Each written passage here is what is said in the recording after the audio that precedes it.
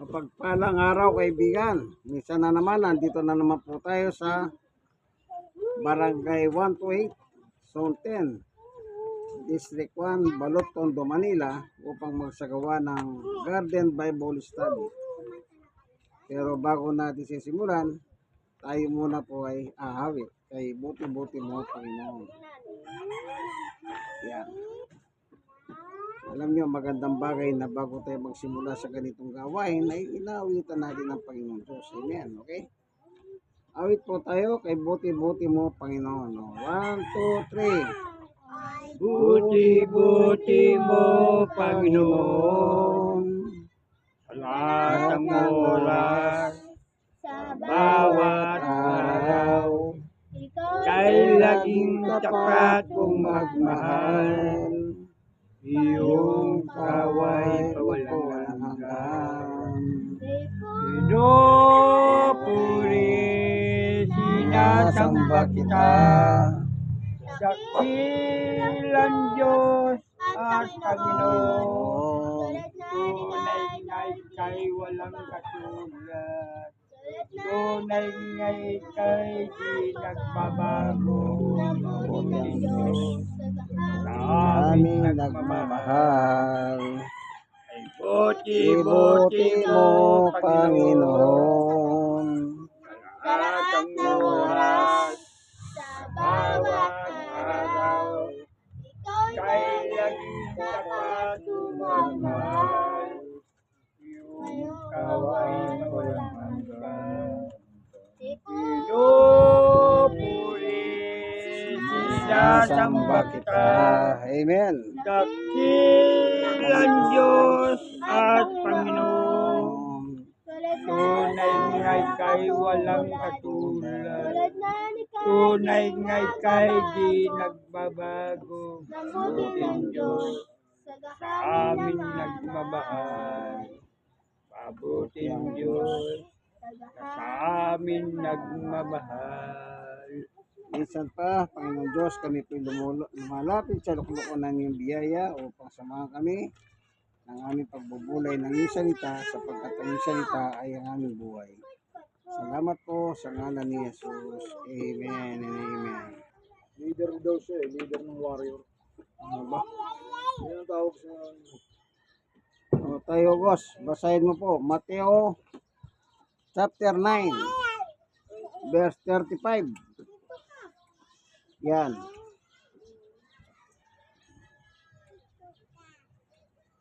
(9:35) ng Mateo. Ito po yung pangangaral ng ating Panginoong Yesus sa kanyang panahon. Nangaral po siya, sinugo ng Diyos upang mangaral dito sa ibabaw ng lupa. Ang ating Panginoong Yesucristo. Po, ito babasahin ni Tatay Ogos. O, basahin mo na tayo, Ogos.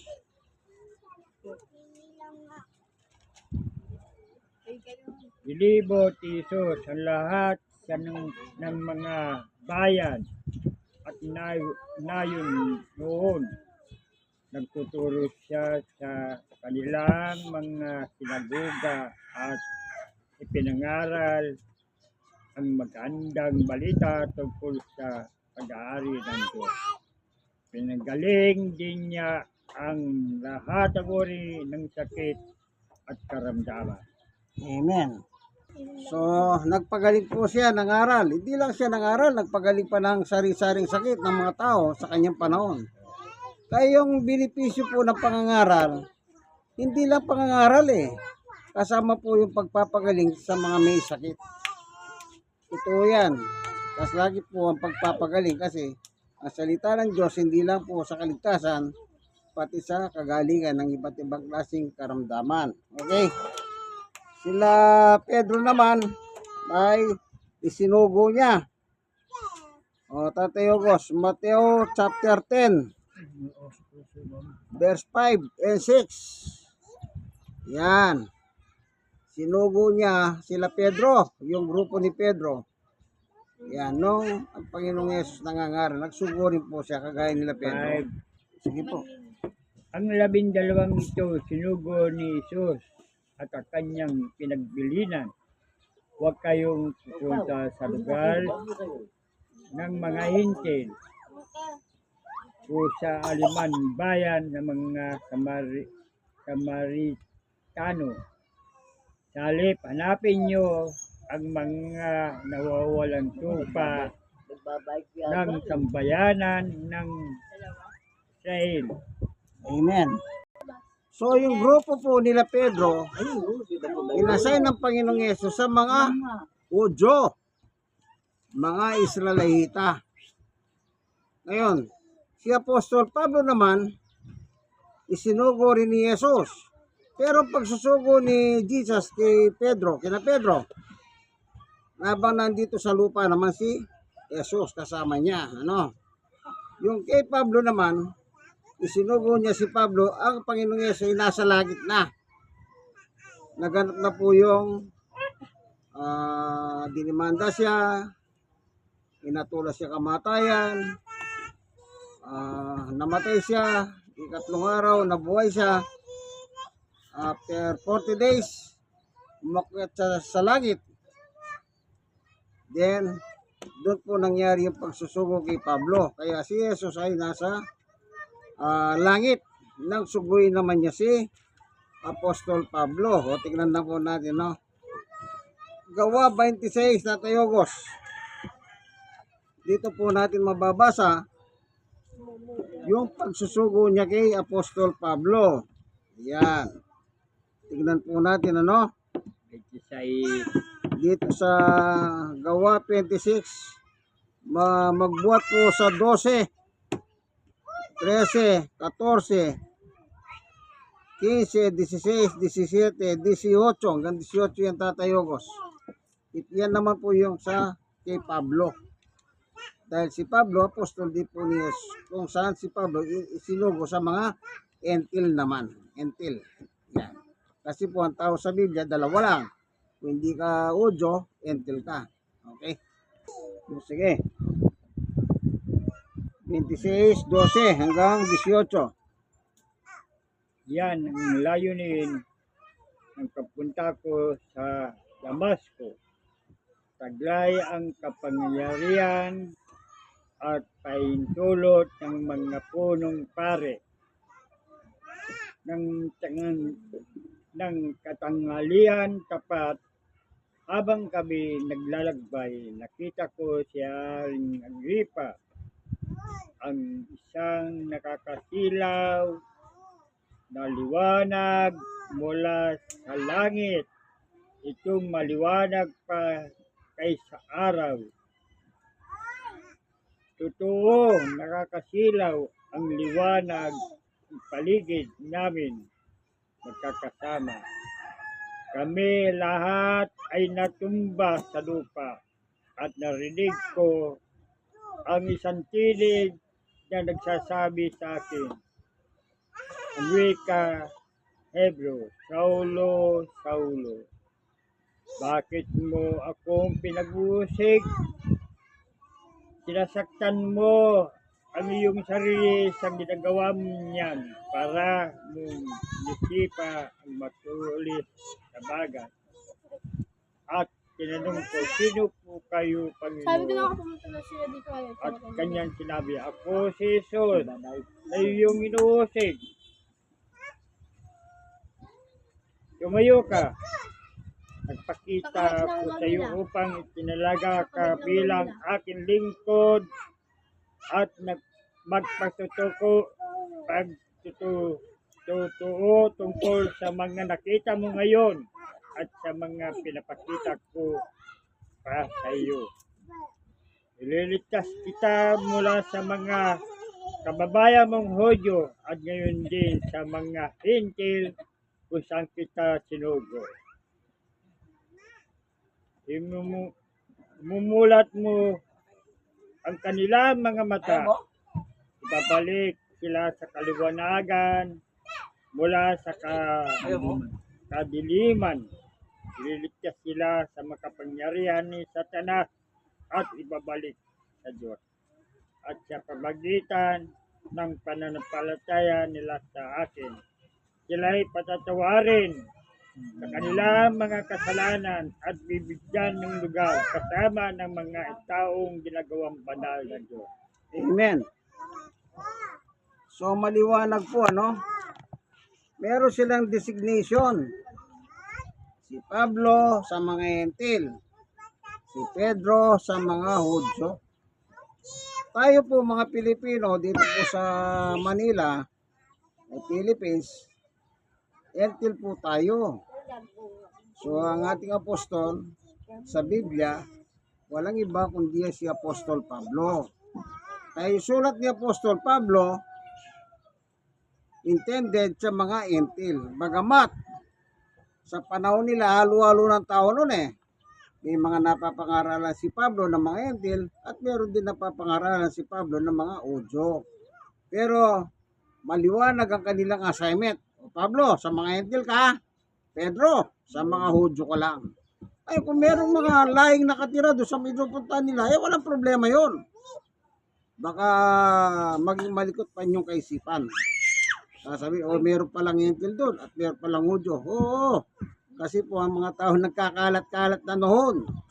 Para ngayon, punta ka ng Maynila, may Bisaya, may taga Mindanao. Ganun lang yun, kaibigan. Marami nang dumadayo dito. Meron pa kang Pangasinan, oh, si Tateo, Pangasinan. From Pangasinan to Tondo. Tingnan pa natin sila Pedro. Dito po sa 4:5. Tingnan natin ano. Si Pedro naman ay Tatay Ogos. Gawa 4:12, Tatay Ogos. Yun lang. Tingnan nyo po si Pedro. Yan. Gawa 4:12. Dito natin malalaman kung sino pinangangaral ni Pedro. Ayon sa Biblia. Okay. Sige po, basahin nyo na po. Sa kanya lamang matatagpuan ang kaligtasan, sapagkat walang ibang pangalan sa buong daigdig na binigay ng Diyos mga tao upang tayo'y ay mailigtas. Basahin mo yung verse 10, Tayo Gos. Verse 10. Diyan po, yung verse 10 lang dyan. Nais kong malaman niyo lahat at ang buong Israel na mga taong ito ay nakatayo sa inyong harapan at lubusan gumaling dahil sa kapangyarihan ng pangalan ni Isus Kristo na taga Nazaret, na iyong pinako sa cross, gulit muling binuhay ng Diyos. O, amen. O, sinong kausap ni Pedro? Mga taga-Israel. Kasi nga, ang assignment kasi ni Pedro sa mga Hudyo. Yan ang maliwanag Mga Israel, dapat yung malaman ito. Hindi lumalampas si Pedro sa utos. Kasi doon sila inassign. Kahit anong mangyari, kailangan dyan kayo sa mga Hudyo, kalahin nyo. Kita nyo po. Nung panahon ng Pentecost ito, nangaral si Pedro. O, tignan naman natin si Pablo. Dito sa unang Korinto, meron namang sulat si Pedro, ay si Pablo. Ito. Sa unang Korinto, Ako pala to. basahin mo Tatay Ogos, ano? Mula po sa unang Korinto, chapter 1, mula sa 20 hanggang 25. Yan. Tingnan naman natin si Apostol Pablo. Kung sino pinangangaral niya. 22, Hanggang 25. 23. Sige. Ano ngayon ang kabuluhan ng marurunong ng mga tagapagturo ng kautusan ng mahusay na ibagista sa kapanahunan ito? pinapakita ng Diyos na ang karunungan, ang sanlibutan nito ay pawang hangalan lamang. Sapagkat ayon sa karunungan ng Diyos, hindi niya pinahintulutan niya makilala ng tao sa pamagitan ng kanilang karunungan. Sa halip, minarapat niya iligtas ang mga nagpapasakop sa kanya sa pamagitan ng magandang balita sa aming ipinangaral na sa tingin ng ibang isang kahangalan. Kuya, ano yun? Ang mga Hudyo humihingi ng himala bilang katunayan ng karunungan. Naman ang nahanap ang mga Griego, ngunit ang pinangangaral namin ay si Kristo na pinangako sa krus. Para sa mga Hudyo ay isang katitisuran at para mga Hintil ay isang kahangalan. Ay, Andrew. Subalit, Ay, ano? Andrew. mga tinawag ang Diyos, maging Hudyo o maging Griego, si Kristo o ang kapangyarihan at ang karunungan ng Diyos. Sapagkat ang inakala nila kahangalan ng Diyos ay karunungan higit pa sa karunungan ng tao. Tawag naman. At ang inakala nila kahinaan ng Diyos ay kalakasan higit pa sa kalakasan ng tao. Amen. Tawag niya. So maliwanag po sa pangangaral ni Pablo, meron po palang mga Hudyo. Kaya noong panahon niya, hindi na po maiwasan yan. Marami na kasing tao. Wala namang problema yun. Pero kailangan naka-stick ka lamang sa mga assignment mo. Kagaya ni Pablo, nasa mga hentil lang siya. Kung nagkataon man sa lugar ng mga hentil ay may Hudyo, walang problema yun. Ganyan po sila, hindi sila lumalabas sa assignment nila. At isa lang ang pinangangaral nila, walang iba kundi si Jesus lamang. Kaya tayo pong mga tao, ang ating pong kailangan ay si Jesus at ang ating tagapagligtas. Ano po, mapa-Hudyo man, mapa-hentil, isa lang ang kailangan natin si Jesus. Yan po ang tinuturo ng kanyang mga apostol, ang grupo ni San Pedro, ang grupo ni San Pablo. Ibig sabihin, hindi po sila magkalaban. Ibig sabihin, ang aral ni Pedro at ang aral ni Pablo, pareho lang po, walang pagtatalo. Kasi may mga reliyon, Isagado mo tayo kituan. mayroong mga reliyon, pati ba yung assignment nilang yan, pinagtatalunan pa. Hindi na dapat pagtalunan po yan. Pareho silang apostol ni Jesus. Kasi may mga reliyon kasi hanggang ngayon nakatali pa sila sa lumang tipan. Oh. May mga ganyan po mga reliyon. Kaya kung minsan nagkakagulo-gulo na sila eh. Hindi, ang Biblia po tama, accurate ang turo. Ang hindi lang accurate, yung isip ng tao. Kaya nagkakagulo dahil sa isip ng tao. Huwag po kayong maguluhan. Wala pong ipinangaral na iba yung apostol ng Biblia. Opo, wala silang ipinangaral na iba. Ang pinangaral lang po nila, si Jesus ang ating kaligtasan. Amen. Kaya tandaan niyo, tayo mga tao, anuman ang lahi natin, anuman ang ating itsura, isa lang ang tagapagligtas, ang ating Panginoong Yesus. Kaya sa Biblia po, ang bida si Jesus. Opo, ngayon kung kumukontra kayo, kontrabida kayo ni Jesus. Alam niyo, sa pelikula, pag kontrabida, binubugbog ng bida. And then, pinapatay ng bida. Kasi kontra siya, bida. Tandaan niyo, sa Biblia man po, may mga kontra po dito. Sino yung kontra? Yung hindi naniniwala kay Jesus. Meron bang reliyon na hindi naniniwala? Oo, ang dami. Kunwari, kay Jesus sila, pero ano, ang totoo niyan, hindi naman talaga sila kay Jesus.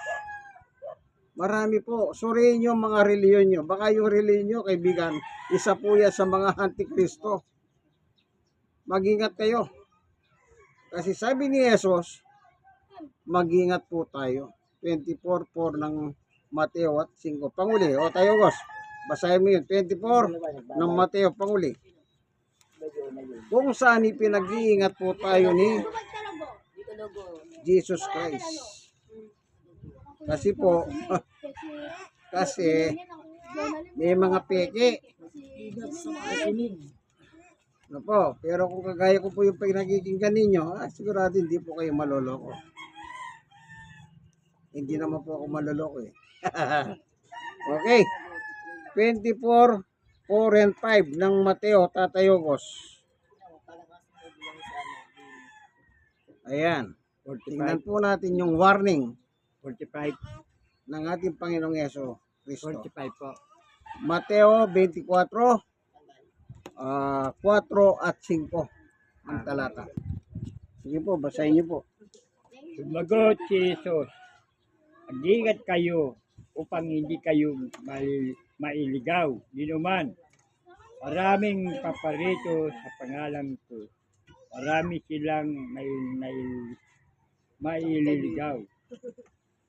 Makakarinig kayo ng mga labanan at Sandali, hanggang doon lang Tatayogos, hanggang 5 lang. Ulitin mo nga yung 5. maraming paparito sa pangalan ko at magpapanggap na sila na ang Kristo at marami silang maililigaw. Amen. So ito yung warning. Mag-ingat na lang po tayo. Baka maraming maililigaw. Baka isa po tayo sa mga naligaw. Ang reliyon mabuti. Kung mabuti po ang tinuturo. Pero ang reliyon po, yan din po ang magliligaw sa tao. Tandaan nyo po yan. Hindi ako may sabi yan, si Jesus. Suriin nyo po ang inyong mga reliyon na kinabibilangan. Kapag hindi sila apostolic teaching, mag-ingat po kayo. Bakit? Yung mga nangaral, mga apostol eh. Hindi po ako naisabi niyan, binasa lang natin sila. Si Pedro sa mga Hudyo, si Pablo sa mga Hentil. Oh. Sulat nila yung binasa natin. Ano? Mag-ingat po tayo para po tayo hindi tayo mailigaw. O, kakanta na naman po tayo. Diyos ay pag-ibig. Purihin ng Panginoon bago tayo magpipray. Awit muna po tayo. Diyos ay pag-ibig. Okay, 1, 2, 3. Pag-ibig ang siyang umukaw sa ating puso ay kaluluwa, ang siyang nagdulot sa ating buhay ng ditong araw at pag-asa. Pag-ibig ang siyang buklod natin, di mapapawi kailan Pa man, sa puso diwa. Tayo'y siya lamang, kahit na tayo'y magkawalay. Pagkat ang Diyos natin, Diyos ng pag-ibig, pagmahalan tayo'y magtulungan. at kung tayo'y bigo, Ay huwag limutin na may Diyos tayo na nagmamahal. Iskapin sa ating pagsuyo, ating ikalat sa buong mundo.